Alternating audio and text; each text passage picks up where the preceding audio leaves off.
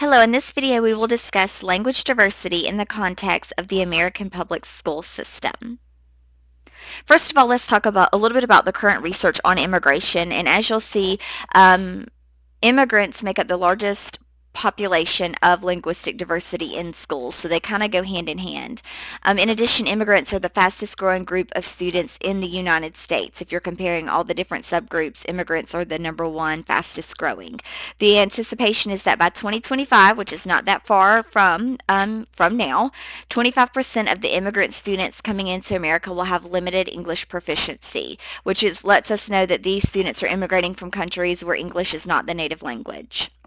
So a little bit more on how we define immigrants and who they are. First-generation immigrants are considered children of immigrants born outside of the United States. So the children themselves may be American citizens, but both of the parents were born outside of the United States. They're not native-born American citizens. Second-generation immigrant children are also born in the U.S. themselves, but have at least one parent born outside of the U.S. So that may be maybe they have an American mother, but a father from another country, or it may be that they have an American father, but a mother born in Mexico or Spain or France or Africa or from another country. While this includes people who speak another language, obviously Spanish is the one we think of the most, but this can be Arabic and Asian languages, which also have a high immigration rate in America.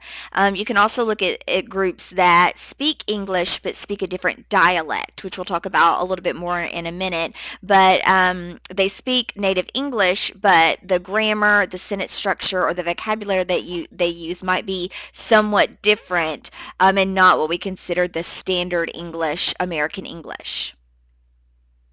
So a little bit of background on immigration and kind of where we are up until this point. In 2013, 13% of the U.S. population was made up of immigrants, and that's the largest percentage that it has been in 80 years. So if we look back, kind of going back in time, looking at a historical perspective, during the 1880s to the 1930s, we had the first wave of what we call immigrants, and they were mainly from Europe. So places like Italy, Poland, Russia, Ireland, and then a lot of these people were Jewish as well. So you had a big influx of European immigrants. And then wave two came a little bit later, and that was due to changes in immigration laws that allowed other countries other than the European countries to come into the United States. So this kind of happened after the 1960s, so after civil rights movement. You had another wave of immigrants coming from Latin America, Southeast Asia, Caribbean, and Africa. And so you kind of, again, had these two different waves. Now, the idea is that, and what people have a tendency to think, is that the wave two immigrants have had a harder time as immigrants than the wave one. And some of this dates back to our idea of we are closer to a European culture in America. So perhaps that is why it seems that wave one immigrants came over a little bit more smoothly than wave two. There is this idea of ethnic succession, though, which is actually a false belief that previous immigrants had more positive experiences than more recent immigrants. And so it's not necessarily true. European immigrants, especially back in the day during this time, weren't necessarily a better fit for U.S. culture. They've assimilated, which we talk about in a minute, over time, but they had a very hard time being from Italy, being from Poland, being from Russia, being Jewish, which were all not typical cultures in the U.S. at that time. They also had a difficulty fitting in, and there were economic and social issues related to that. So a book that kind of gives you some idea about that, if you're interested, is The Jungle by Upton Sinclair. It is the story of a Slavic immigrant who comes to America, again, following this American dream that anyone can better themselves and better their family. He becomes a factory worker, and you get to learn about the living conditions, the language barriers, the social issues, the economic issues, the social class issues that immigrants during that time faced through the perspective of this particular immigrant. So it is a fiction story, but it is highly based upon what it was like for wave one immigrants. So that will kind of give you some perspective. We are more likely to have immigrants from a variety of countries now than in the past. So in the past, we kind of had these waves from a certain geographic region. Now we actually have immigrants coming from really anywhere. We have them coming from Europe, from Asia, from Africa, from all these different places, and again, bring in all these different cultures and languages. And so you say, well, why is that? Why do we have so many countries coming into America? And a good book that kind of will give you perspective on that, it's not really about immigration itself, but it's just about the changing and the flattening of the world, is a book called The World is Flat. And basically the whole principle of this book is that due to technology and the removal of technology barriers, we as people are able to communicate and connect in ways that were impossible before. So if you think about it, that's kind of where I put the covered wagon image. I mean, if you think about it, in the past, we were very limited to our geographic region. So if you think about it, way back in the day, people only knew other people that grew up in their town or were in radius of riding a horse. Then the car was invented and we were able to travel to other states and in later airplanes and even other countries. However, really our limits of our career, our education possibilities were limited to where we were and geographically speaking. Telecommunication, though, has taken away those barriers to where everyone now has an equal stake at education and at jobs. So you can think about it this way. So we have a position here in Georgia, let's say. We may hire somebody who's from Georgia, but it could be that we could hire somebody from another state and they move in. We have the resources now. Could we hire somebody from another country and they move in? We have those resources now. Could we hire somebody from another country and just let them telecommute in by email, by webinars, by all of these different technologies that we have? So really there's more competition now, because not only are we competing for Georgia jobs, people in other states and people in other countries are competing for Georgia jobs and Georgia educational opportunities, because again, the world is flat. There are now equal opportunities based upon communication and connections.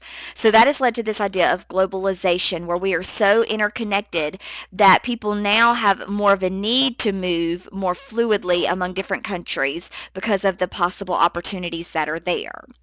So who is affected by this idea of globalization? Migrant workers, especially those that are seasonal, it's not a thing for them to move to different states based upon the crops that are being produced. Also, as they move, however, they're bringing their children and moving them from different school districts, different states, different educational experiences. Those in lower social classes, as well as poverty, are either moving to better themselves. They have the means to actually move now to better themselves, or they're doing it because they have to, seeking health, seeking land, seeking forced immigration. Now, they are not the only ones affected by this, though. There are highly technical jobs and upper-class people who are choosing to move mainly for better opportunities. So if you have a well sought-after skill, say that you are a doctor or an engineer, you may move to another state, you may move to another country because they pay more and they have better opportunities based upon your educational background. So you're not limited, again, to your geographic region. So because of that limitless boundaries, you have people moving more often, which also is bringing in a lot more diversity into our medical systems and into our educational structures, bringing in different culture and language.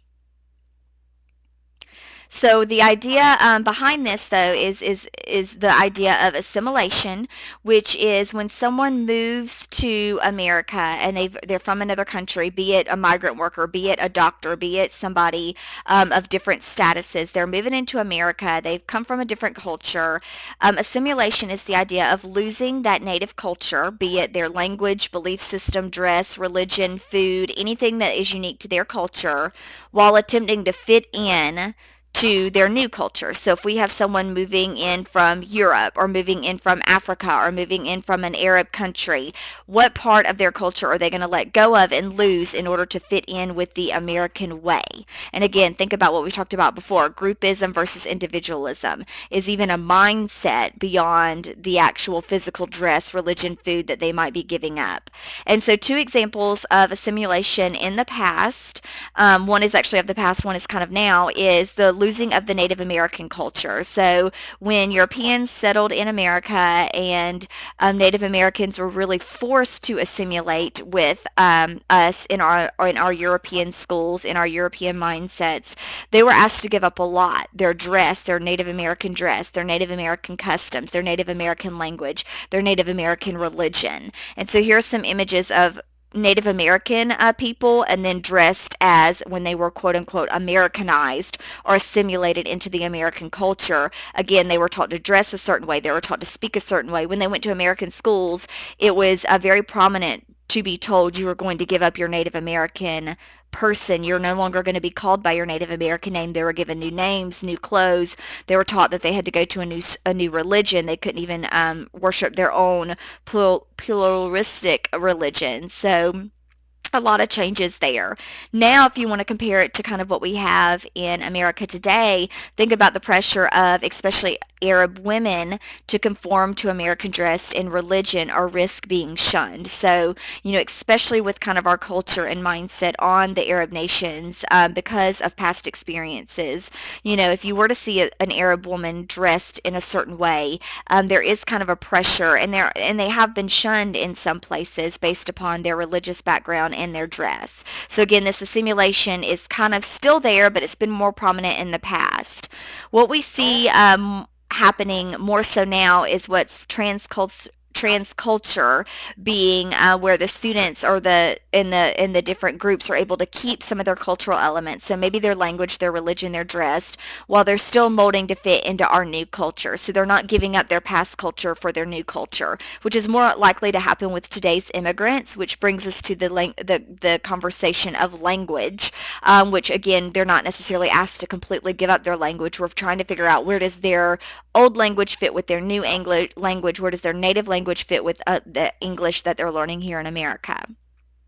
So in the past, immigrants could work towards this American dream of owning and living like an American citizen. However, now some immigrants, especially those from upper social classes, have the ability to move up the economic and social ladder. However, lower social classes tend to get stuck.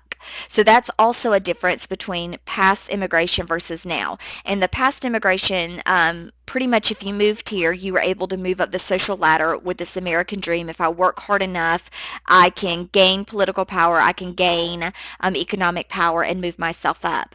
Now, that's not so much the case. If you're of the upper social class anyways, and you come over with education and skills anyway, you're still more likely to do that. If you're a migrant worker, however, you're less likely to move up that totem pole due to your class already, your lower class, due to your economics. Again, many migrant workers don't come over having a lot of money to begin with, your language barriers, the educational level barriers, as well as your social class barriers. So there's kind of a stigma there that keeps immigrants from moving up the social class more so now than in the past.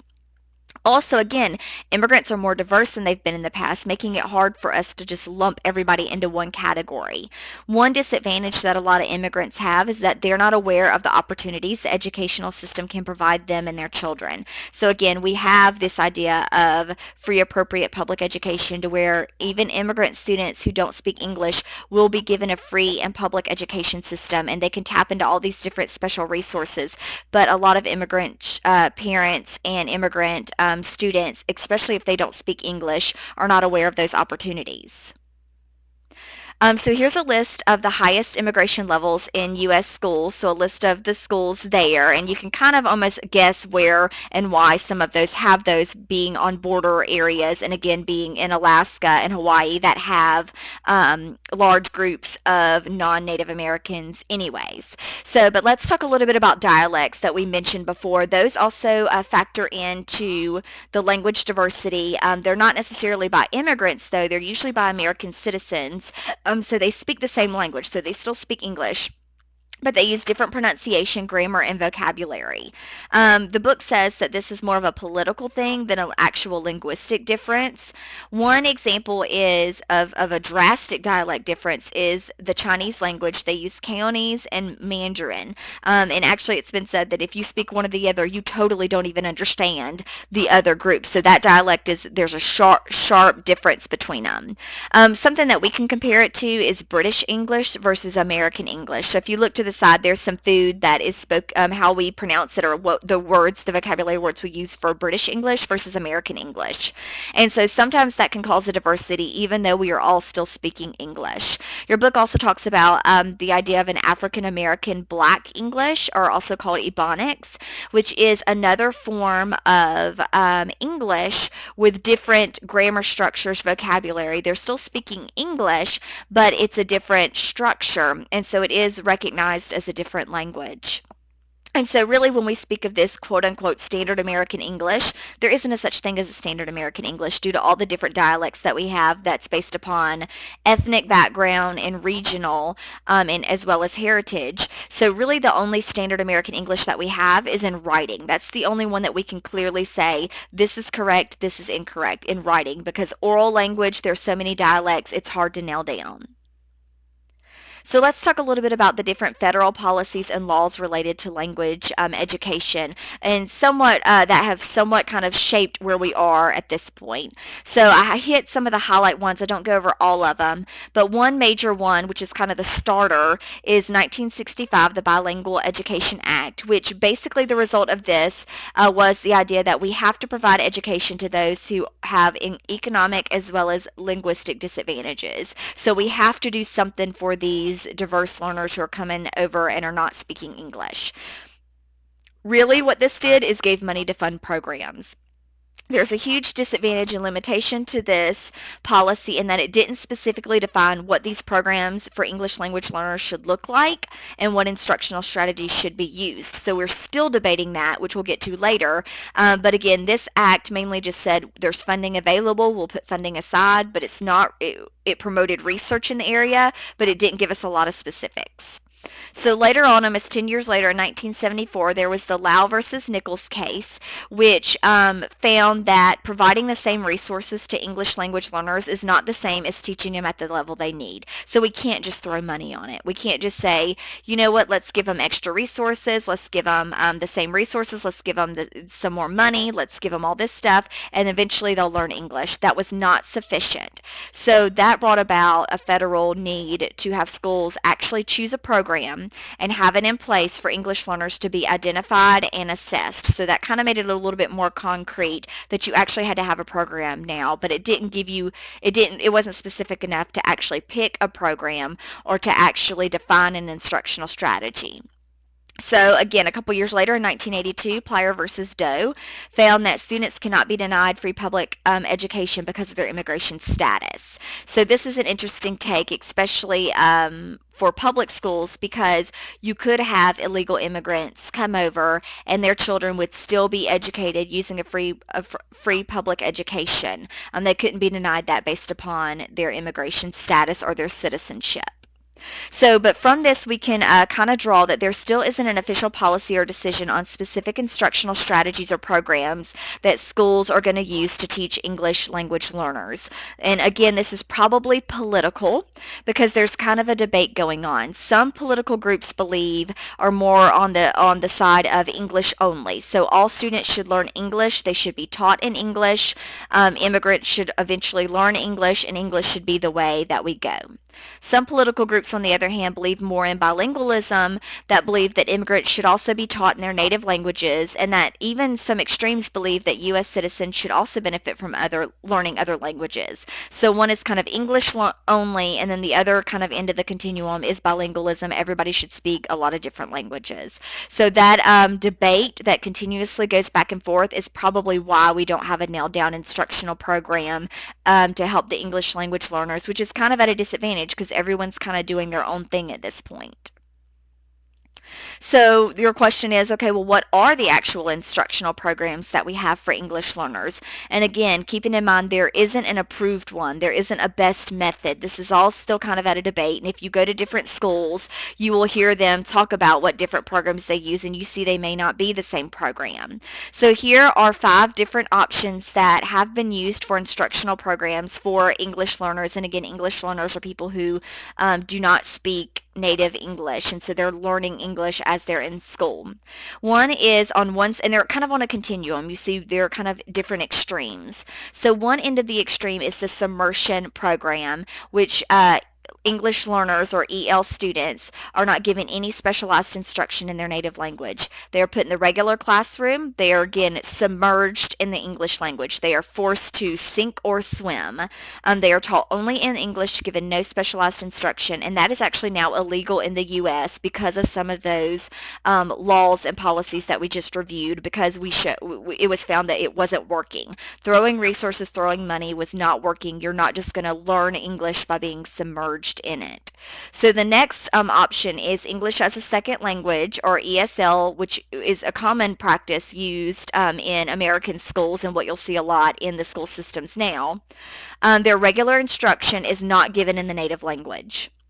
They are in the regular classroom most of the time, but often they participate in like pull out or resource programs. So maybe 30 minutes or an hour of the day, the EL students are pulled out and they're taught specifically how to learn English. So they're taught grammar, vocabulary, sentence structure for those EL students. And again, these may be second grade students who are in the classroom learning the regular content, regular curriculum with other second grade students. They're still learning math, they're still learning English, they're still learning all these things, but they're being pulled out and taught how to speak English, which is something that a lot of students are coming in, native English speakers come in before kindergarten knowing. So you can imagine if you don't even know English and you're in second grade, how are you learning language arts in English? So I'm sitting in a regular classroom learning language arts, but I don't speak English. So none of this sentence structure, none of this comprehension, none of this fluency, none of this novel study makes sense to me because I don't even read English. So that again is a huge factor when trying to catch students up when they're already in second, third, fourth, fifth grade, even middle school, high school, and they can't even speak English. So how do you teach them in English any content in English when they don't understand what you're saying?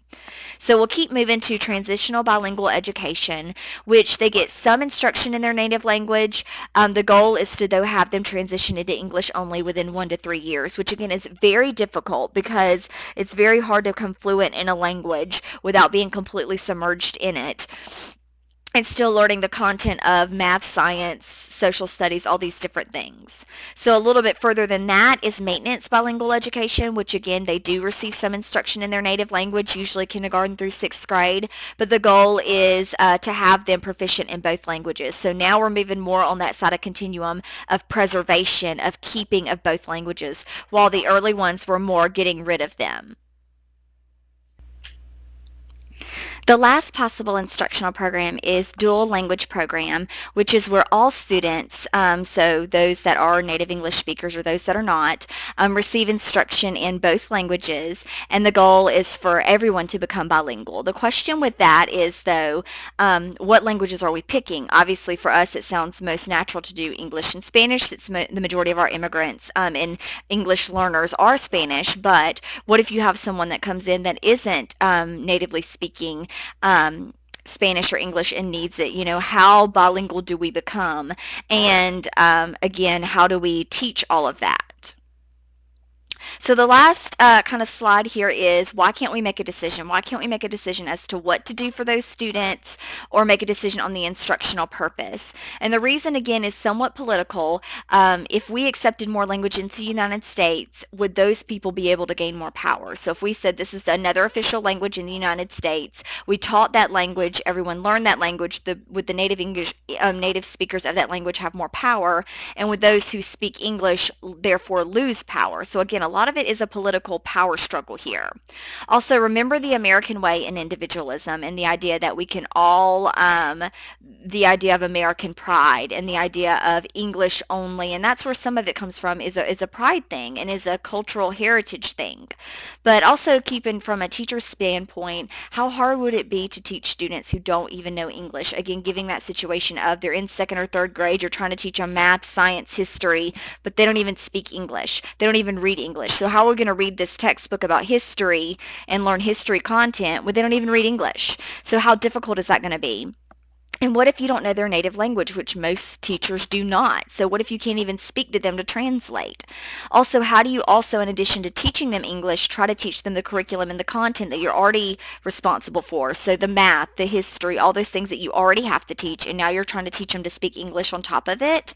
Also, what do you do with your students who already know English? So if you're over here trying to teach these students how to read and speak English, what are you doing with your English-speaking students who have spoke English since birth? So again, it puts teachers in a difficult situation in that they're trying to diversify their teaching for very diverse groups, some that already speak English and some that don't. So again, there isn't a accepted decision on English language learners or an instructional strategy to teach them, but we are kind of in the midst of having something in place. But again, think about these different things, especially from the standpoint of a teacher.